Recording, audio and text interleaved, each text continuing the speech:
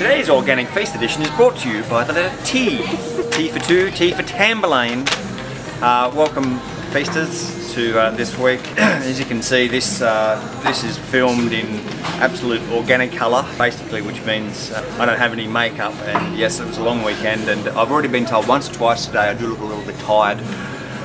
No need to email in and tell me the same. I'd be grateful if you didn't. So yes, we had Super Saturday. It was a lovely day. Thank you for those of you who came. It was lovely to meet some of our home delivery customers. Quite a few of you actually came up, which was really nice. And I hope you had a wonderful time while you were here. There's certainly some good music.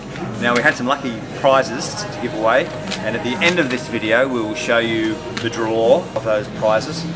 Meanwhile, 3 of those prizes were sponsored by T for Tamburlaine. Let's go and have a look. They very kindly donated some gift packs, and the prize winners you will find at the end of this video.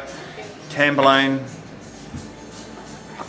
a great local organic vineyard. Now, many of you probably already are aware of them. They're certainly out there in Colburn. They're a pioneer, I think, in the Hunter Valley. Hunter Valley, tough, difficult area for growing grapes.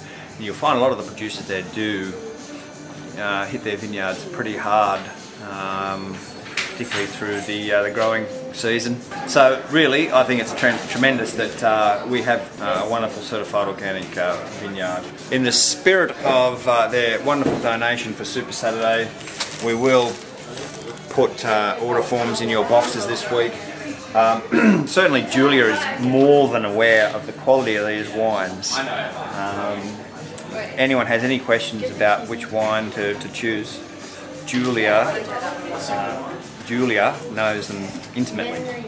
Great range of Tassie apples. This week's special is Red Delicious. As Red Delicious go, these are very good. I know I've qualified that statement with as Red Delicious go. So they are a lighter, they're not flowery, they've certainly got crunch, but they're a more delicate structure than, say, Pink Lady and the like. Particularly good, I think, for those of you with fragile teeth. Tamarillos this week, grown by Helmut at Corrie Farm. Now, Helmut was at our Super Saturday. We have a little bit of a meet and greet with Helmut Panhuber. I am standing here with Helmut Panhuber. Corrie Farm is the name of your farm. Yep. You're up near Tea Gardens. Tea Gardens, paradise up there. Tell us a little bit about your farm. Well, it's on Port Stephens. We're on the water, and we have a lot of big trees. So we have and cleared areas. So we have different microclimates. It's a fantastic place for an ecologist, which is basically what my training is, because we have everything from rainforest type areas down to dry sclerophyll, down to Melaleuca swamps, and down to mudflats and all that. And we grow about 130 different varieties of fruit trees in different spots on the farm. Haven't cleared it all like a lot of people do. They'll just go in and clear an area and then just plant up trees. We've got sort of pockets of native vegetation, lots of bandicoots, lots of native marsupial mice and rats. One of the things I guess we talk about, you know, on our weekly video at different times is the life that an organic farm brings, and typically they're much higher in biodiversity. You're not a certified organic producer, but you practice organic principles. Practice organic principles. I don't like spraying anyway. Yeah. Forget about it. Essentially, with diversity comes a greater deal of stability and you get things like aphids coming in, and sometimes, but then you know the predators for the aphids take over. You have a problem which peaks, and the prey sort of peaks afterwards. So you know you get a build up of something, but then if you wait a little bit longer, you get the predators and the control coming in. Yeah. Everything follows. Everything goes in cycles and follows. Yeah. The things I use for growing, I've got free range chooks everywhere, and I get the fish scraps from the co-op when they have excess fish scraps, and I bury them in trenches between the trees. And if you dig up afterwards, you will find it's full of worms and everything else, and tree roots. The tree roots actually find the stuff, and they go in, and there's a mass of tree roots wherever you bury fish scraps. Wow. And also roadkills I bury.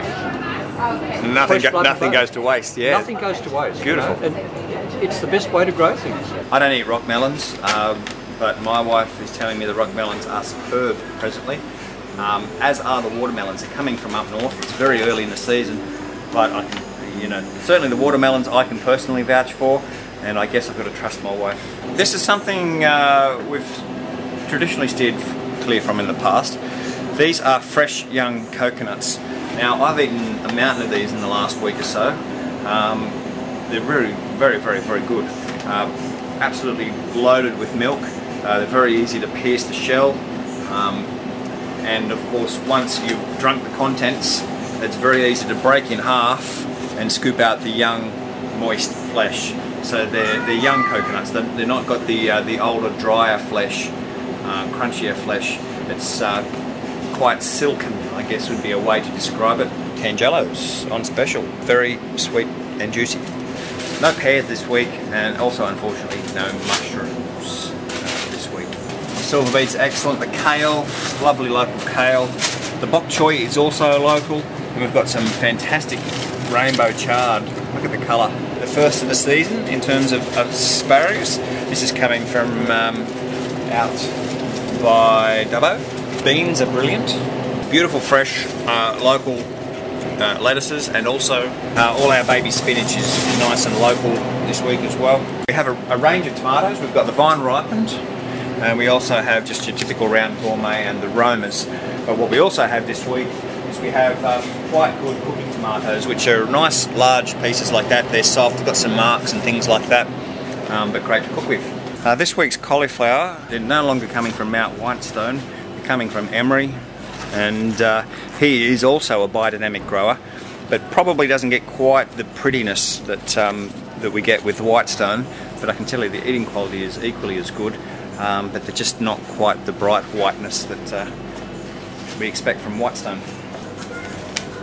Thanks for watching. See you next time. This is for what? The Tamberlane, 2-bottle. Pack number one. Pack number one. Yeah. Oh yes. Pick one out. Drum roll. Drum roll. Of course, we're testing the product just to make sure it's a worthy prize. Julie Dixon. Second one is the OrganicFeast $50 gift voucher. Marty? Oh, that's me. Oh, sorry, you might have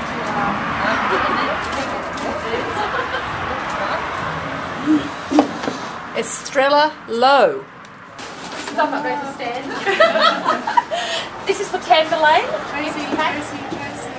Gift pack. Tracy. Jackie Stewart. Sorry. Jackie Stewart. Jackie Stewart. Gift pack number 4 is the OrganicFeast camper.